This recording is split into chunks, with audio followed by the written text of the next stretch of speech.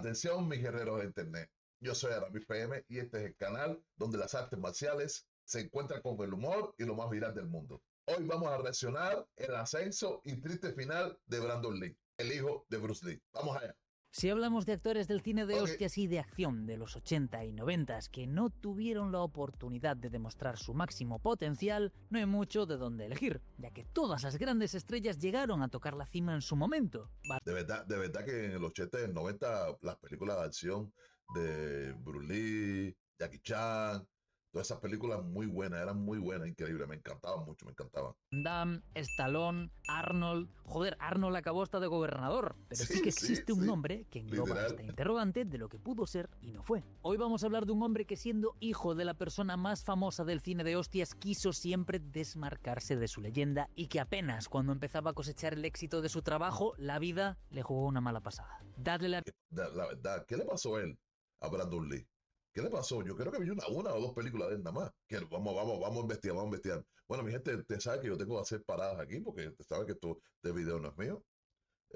Pueden ir a EQ Fighter, ahí ven el video entero si quieren verlo. Aquí, esto es un canal de reacción y tengo que hacer mis paradas. Espero que les guste y seguimos. bienvenida al Icuverso a Brandon Lee. Parado. Brandon ¿sabes? Bruce Lee nace el 1 de febrero de 1965 en Oakland, California, en Estados Unidos. Es americano el tipo. Sus padres eran Linda Lee Cadwell y un pequeño hombre asiático-americano sin mucha importancia en la cultura de esa época, un tal Lee Jung-fan, aunque tal vez lo conozcas como Bruce Lee. ¿Qué? ¿Cómo se llamaba él? Lee Kung-fan. Pensé que era Bruce Lee. Ay Dios, me vengo a enterar de eso ahora. Me imagino que ninguno de ustedes sabía que se llamaba Lee Kung-fan. Yo pensé que era Bruce Lee siempre. Díganme ustedes, mi gente, ¿sabían ustedes? El pequeño Brandon llega al mundo siendo nada más y nada menos que el primogénito de una de las estrellas más grandes del cine de artes marciales de la época y un hombre cuya leyenda trascendería generaciones. También era un ávido consumidor de drogas con cartas escritas de puño y letra pidiendo mandanga en cantidades maradonianas, ¿Qué? pero una cosa no le resta a la otra. ¿Qué? ¿En Nuestro serio? por aquel entonces pequeño protagonista, siendo el hijo de un hombre que era sinónimo de artes marciales, empezó a aprender las mismas apenas empezó a caminar, con su padre enseñándole las bases. Aparte, mientras iba creciendo, le tocaría vivir entre Hong Kong y Estados Unidos. Esto debido a que, como ya sabemos, la carrera de su padre se desarrolló entre ambos mundos. Gracias a esto aprendería a hablar cantonés de forma fluida y aprendería también sobre la parte de la cultura que influenció la vida de su progenitor. Pero la vida le golpea con bastante fuerza cuando tenía unos 8 años, ¿Qué pasó? ya que su padre muere en extrañas circunstancias verdad que y sí. termina alimentando un sinfín de teorías sobre la causa de la muerte y al mismo tiempo convirtiendo al actor de estrella a leyenda del cine de hostias. Ah, verdad que sí, que mucha gente dice que lo mataron en un accidente haciendo una película. Vamos a ver qué dice el hombre. Y de la cultura en general. Con sus escasos 8 años le toca ver a miles de personas reunidas para despedir a su padre en Hong Kong, e incluso tuvo que usar ropa tradicional de luto para funerales chinos de la época. Tras este condena. duro golpe vuelve con su familia a California, donde su madre intentaría continuar con su vida y mantener vivo el legado del ahora legendario esposo fallecido. We moved to the United States, and my mother, who's a very wise woman, had the foresight to move us to a pretty regular neighborhood. Al año siguiente vuelve a entrenar artes marciales, pero no con cualquier coach, sino con uno de los alumnos más cercanos de su padre, Danny Nosato, quien fue uno de los 3 únicos estudiantes certificados por el propio Bruce Lee para enseñar su estilo, el Jeet Kune Do. Y si no sabéis quién es el tipo de los nunchakos en el juego de la muerte.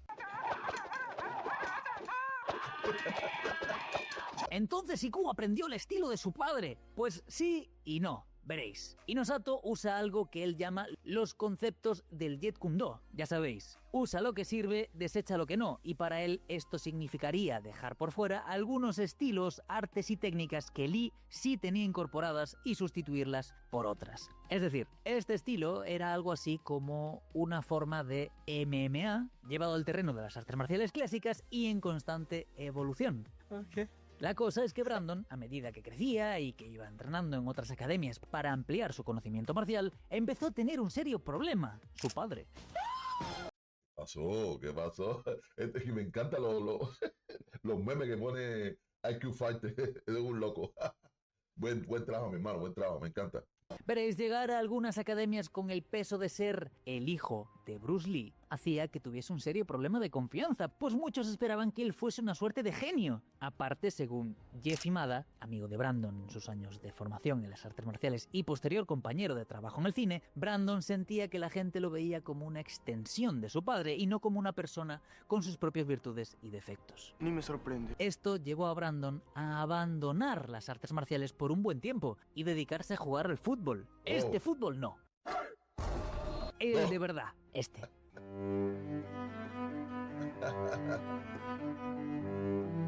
Probablemente toda la movida de lidiar con las expectativas de los demás, a Brandon se le hizo algo jodido. Pelear. Sí, él lo fundió. Es que eso a veces, cuando tienes un padre famoso, cuando tienes un padre que lo ha logrado todo y vienes tú como un hijo que no quieres seguir los pasos de él, eso pasa, mi gente, eso pasa. Por eso es un poco difícil llevar la vida con familias famosas y tú no lo eres y te coge todo eso de sorpresa, es difícil. El dinero no lo es todo, para usted vea. Problemas en la escuela, problemas psicológicos y más movidas, algo que irónicamente lo hacía parecerse más a Bruce, quien recordemos también lo pasó bastante mal cuando era un chaval. ¡Qué la casualidad! Su actitud le costó la graduación de la Chadwick School a unos meses de salir. Pero ya sabéis, con algo de pasta y el apellido correcto, puedes hacer que tus hijos se gradúen en otra escuela, así no hayan estudiado allí en un año entero. ¡Siga la corrupción! Y bueno, esto pasó con Brandon, quien lograría graduarse en la Middle East High School. Y al graduarse en la escuela decidiría estudiar actuación, trabajo que le había intrigado desde pequeño. When did you decide to become an actor? That's what I always wanted to do. I didn't really ever want to do anything else. Estudiaría en una prestigiosa escuela de Nueva York y luego se graduaría en teatro en el Emerson College en Boston. Y esto es importante destacarlo porque deja a Brandon, digamos, fuera de la clasificación típica y de la época de estrella de acción. Pero el tipo, ¿hizo película o no hizo película? ¿O cuándo empezó a hacer película él? Ya le estaba bastante joven, ya. Bueno, vamos a ver qué pasó. Como pudiese ser un Jason Statham o un Iko Uwais, que no Algo así. tenían formación en actuación, sino un gran carisma y una forma de llevarse que hace que las cámaras los amasen. Brandon, por otro lado, era un actor e intérprete formado como tal. ¡Oh, la, la! Finalmente inicia su carrera en el cine y decide hacerlo evitando el género de artes marciales. ¿What? Ojo, What? porque obviamente sería uno que de haberlo probado le habría abierto las puertas del cine hongkonés e incluso el americano con solo decir su nombre. Pero Brandon era reticente a aprovechar las ventajas de su apellido. Because of being my dad's son, I've had the opportunity to be in a lot of stupid action movies that I've turned down. Así que su primer trabajo en pantalla sería en 1986 en una película para la televisión llamada Kung Fu. Sí, Kung Fu. La película estaba basada en la serie de Kung Fu, aquella que fue idea de su padre y que terminó siendo protagonizada por este hombre, y de donde sale la famosísima frase de Buenas tardes, pequeños saltamontes. aquí Brandon hace el papel de Chung Wan, hijo del protagonista y con el cual tiene un problema familiar que obviamente se resuelve con unas buenas hostias de por medio.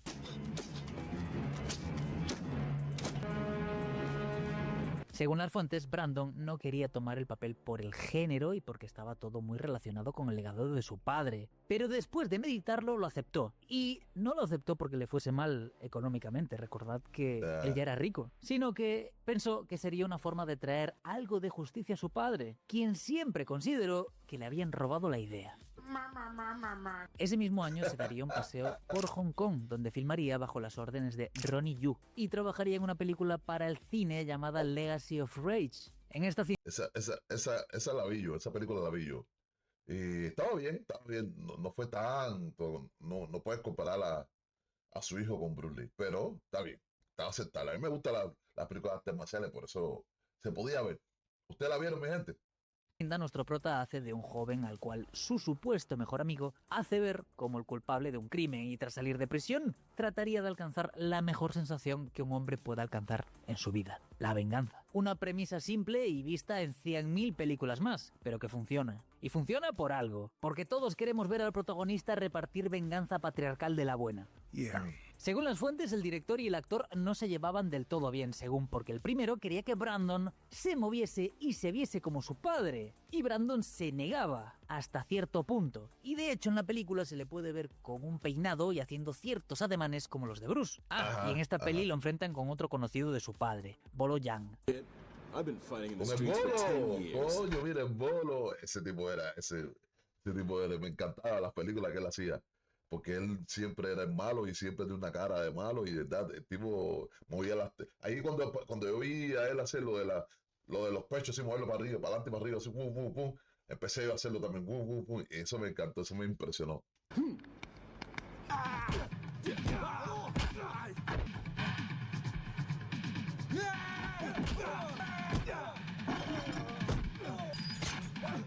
Pues se parece mucho a su padre. No hemos encontrado mucha información de la recaudación o del presupuesto, pero según fue un éxito en Hong Kong y en suelo japonés, mientras que en Estados Unidos saldría casi 10 años después. Y también sería un éxito, pero en vídeo casero.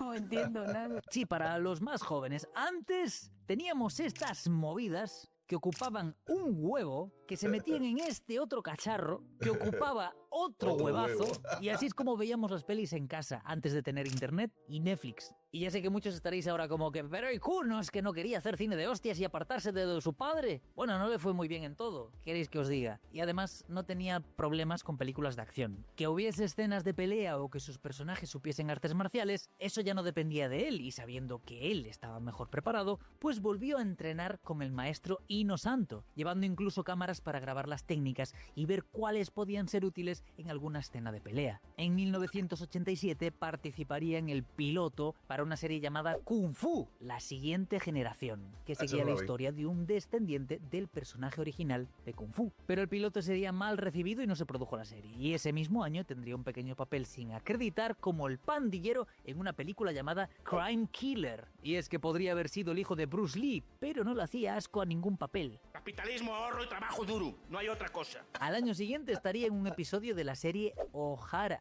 producción que era protagonizada por Pat Morita, ¿sí? El putísimo Miyagi. Coño, Miyagi, ese es mejor, mi gente. Ese es mejor, ese sí era un buen actor.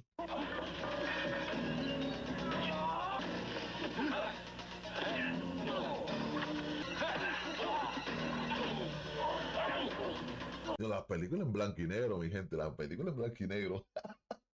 Eso es... Yo me acuerdo de eso, oh, eso es viejo, oy, oy, oy. En 1989 grabaría la película Laser Mission, donde se mete en un papel al estilo James Bond y tiene que convencer a los científicos de desertar de la URSS. Una vez más, hace uso de sus conocimientos marciales para elevar la película a una cinta entretenida de serie B, que de acuerdo a las fuentes fue bastante bien en VHS. Ok. Pues...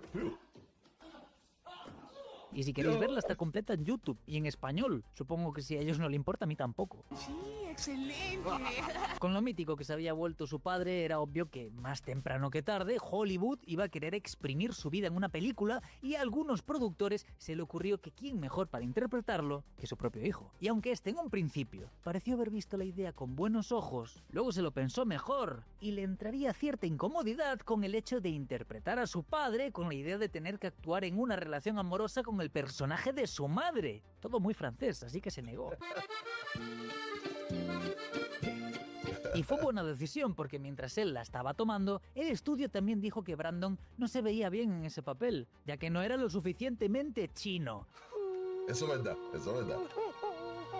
Es decir, no te miraba del todo como si le debieses dinero. Las putas ironías de la vida. Recordemos que su padre lo tuvo difícil para entrar al cine americano por ser demasiado chino, y a Brandon se le estaba complicado por no serlo demasiado. Finalmente el papel iría a parar en manos de Jason Scott Lee, quien, solo para aclarar, no es familia de nuestro prota. Haría su debut cinematográfico en Estados Unidos en 1991, y aquí estaría yo muy preocupado por verlo. Esto cuando fue elegido para ser uno de los protagonistas de la ahora película de culto Masacre en Little Tokyo. La cinta sería producida y distribuida por la Warner Bros. Y ponía a Ahí, buena cantidad de actores muy buenos ahí. Estuvo buena la película, se me encantó. Brandon como un compañero del único sueco que intenta hacer papeles de yankee, pero que es mundialmente conocido por hacer de ruso, Dolph Lundgren. Langren, yes.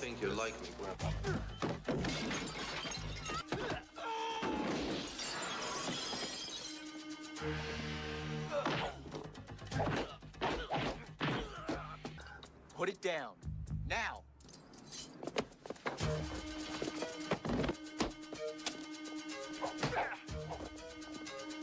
Ahí se ven todas las técnicas de papel, ahí se ven las técnicas de papel ahí. ¡Pia, pia, pia!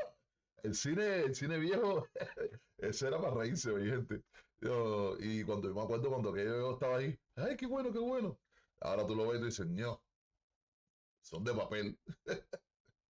Pero bueno, es lo que hay. Ahora ha mejorado todo ahora es HD, todo increíble. Hay definition ahí, todo ahora es la IA. No, ya, pero eran buenas películas, mi gente. Seguimos. Aquí hace el papel de John Murata, un detective de ascendencia japonesa que no está muy conectado con sus raíces, mientras que a Dolph solo le hace falta decir Oni-chan para ser japonés. La película es una buddy cop genérica que juega con lo estereotípico, pero que funciona lo suficientemente bien para disfrutarla. No obstante, al estudio le pareció una mierda, por eso la reeditaron e hicieron un estreno limitado solo en algunos países, donde terminó recogiendo $2 millones contra un presupuesto de 8 palos verdes, siendo obviamente un fracaso en taquilla, pero una de estas películas que con el tiempo se gana el estatus de película de culto.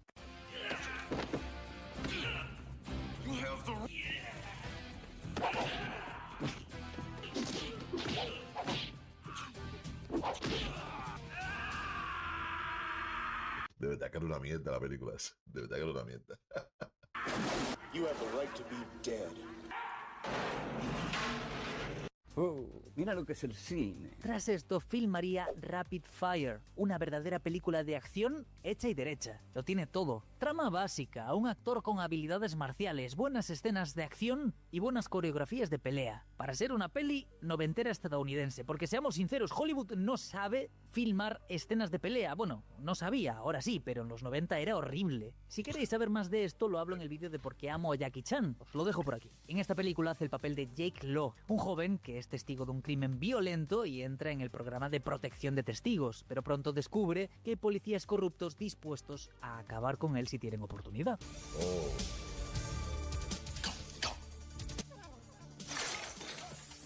¿Qué? ¡Ay!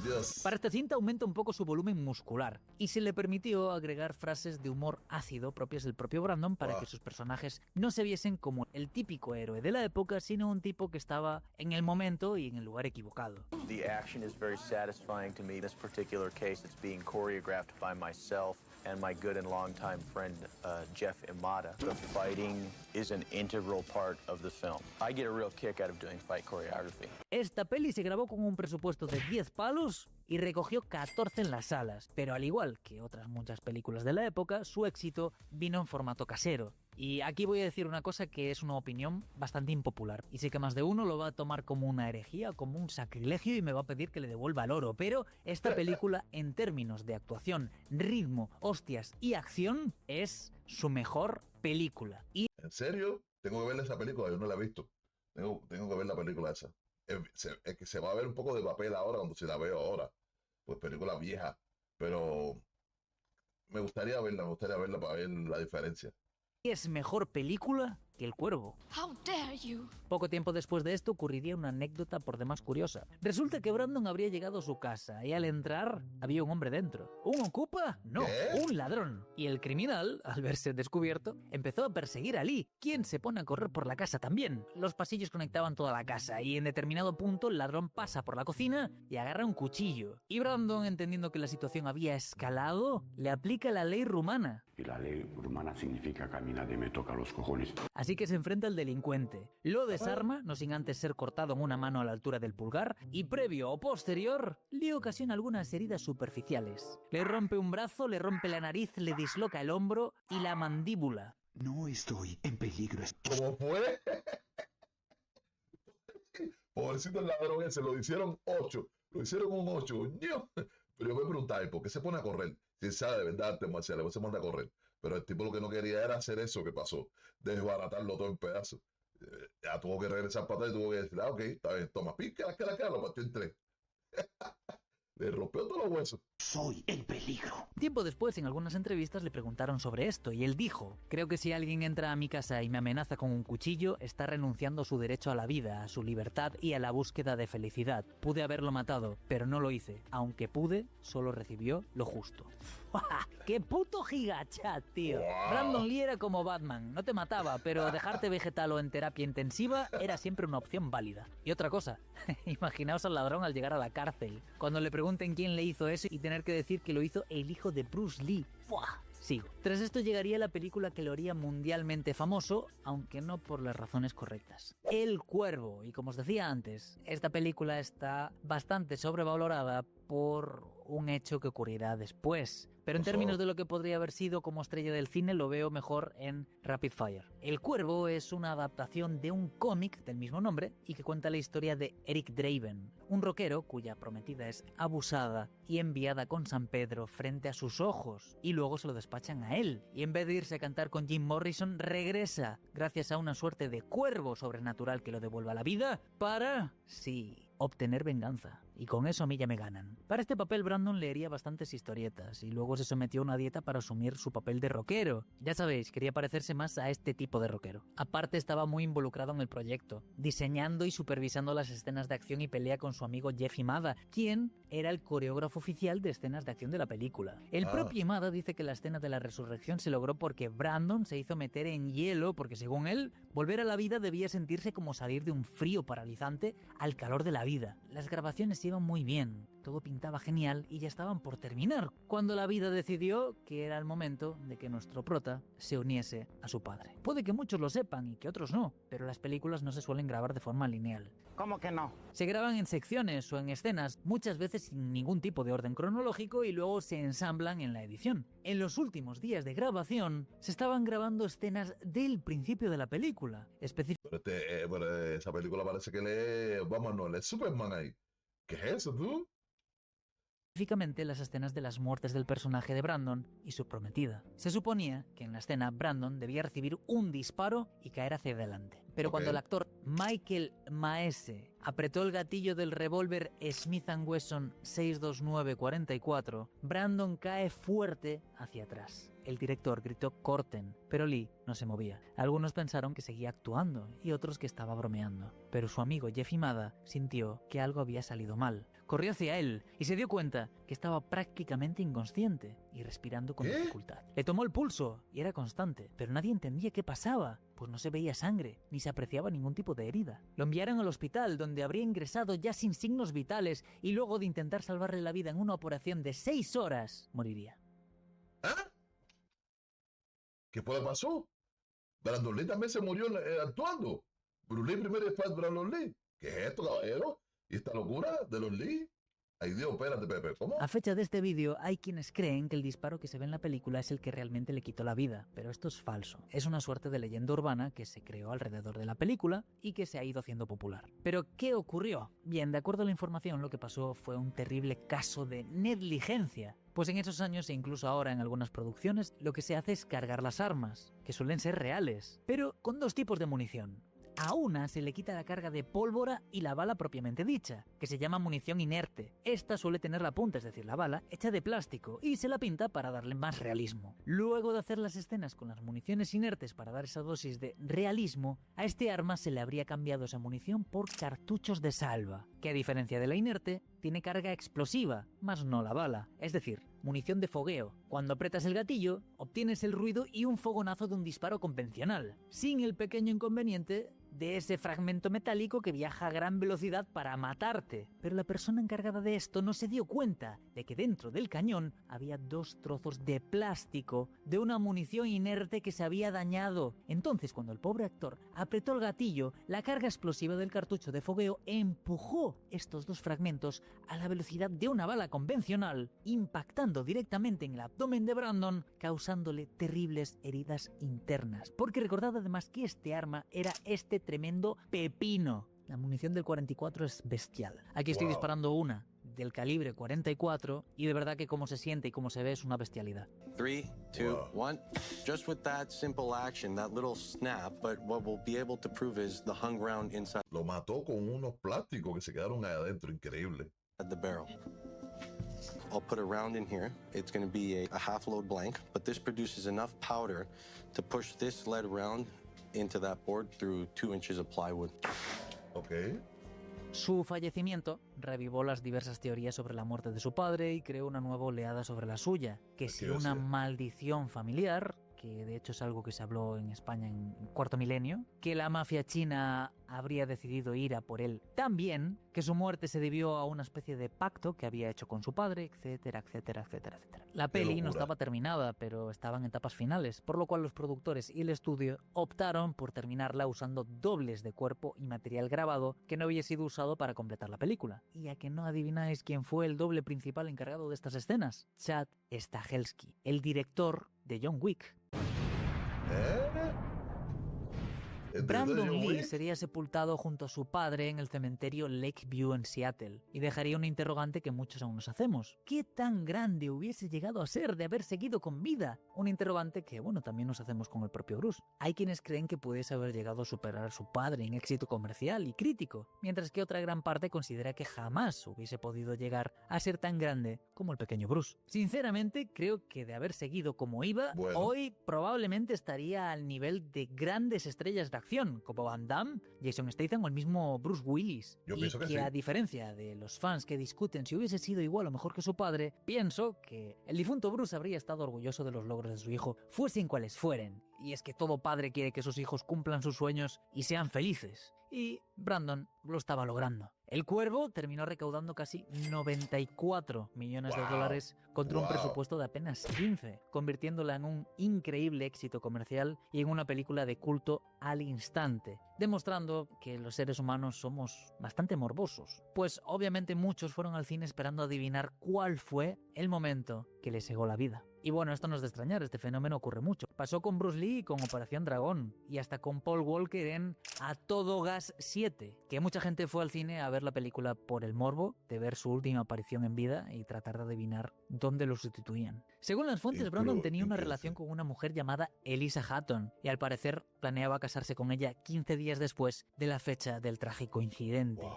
Aunque también existe la teoría de que ese matrimonio... Qué duro tiene que haber sido para la mujer de Brandon Lee. 15 días antes de su matrimonio, de su casamiento, caballero, que le den la noticia de que su prometido falleció o lo mataron en una película. Increíble. Qué duro tiene que haber sido eso. Uf, eso es duro, mi gente. Uf. Era solo una movida publicitaria para generar el interés en el estreno del Cuervo. En cuanto al actor que le disparó, este incidente lo persiguió toda la vida. Trató de superarlo, pero puedes ver en entrevistas que sintió terrible culpa por lo ocurrido. And what happened to Brandon was a tragic accident, and it's something that I'm gonna live with. La madre de Brandon, Linda Lee, demandaría a los encargados de la película, pero no ha encontrado información sobre si obtuvo o no alguna compensación económica. Lo que sí logró su desafortunada muerte fue intensificar los protocolos de seguridad en los sets de filmaciones. Y es que no me jodas, ¿cómo pueden existir esos fallos aún sin haber protocolos? Que estamos hablando de armas de fuego, Sí, cabrones. increíble. Brandon Lee no se consideraba una estrella de acción, se veía como un actor e intentaba dar lo mejor de sí. Obviamente, lo enorme del legado de su padre pesaba y lo llevó a hacer películas del cine de hostias y de acción, pero quienes compartían pantalla con él aseguraban que se preparaba como cualquier otro actor para construir su personaje y que se comprometía con las producciones al 100%. Creo que plantear la discusión de si hubiese sido igual, peor o mejor que su padre no es la pregunta que debemos hacernos. La pregunta que debemos hacernos, a mi parecer, es ¿qué nos perdimos? ¿A cuántos millones de chavales hubiese inspirado a entrenar como su padre? Ya. ¿Nos perdimos quizá a un Brandon versus Van Damme? ¿A un Brandon versus un Jackie Chan o Jet Li? ¿Nos perdimos a un Brandon en Los Mercenarios? Por el camino que llevaba, estoy seguro de que esto pudiese haber ocurrido, pero lamentablemente solo nos queda imaginarlo. Brandon Lee era ciertamente más que el hijo de Bruce Lee. Fue un hombre que quiso hacerse un nombre por sí mismo y lo estaba logrando. Y me parece paradójico y ciertamente irónico que su lucha incesante por apartarse del camino del legado de su padre lo llevó a ser actor, artista marcial y, sin buscarlo, una naciente estrella de acción y del cine de hostias. Y, como su padre, acabó muriendo muy joven, pero al igual que este, también pasó a volverse una leyenda. Gracias por estar ahí. Eso fue algo impresionante que haya pasado con Brandon Lee. Más o menos casi lo mismo que le pasó a Bruce Lee. Wow, estuvo duro, eso estuvo duro. Pero bueno, ustedes saben ya. Listo, guerreros, reacción completada. Yo soy Aramis PM y si te gustó, ya sabes, dale like, suscríbete y no te pelees con el vecino. Nos vemos. Chao.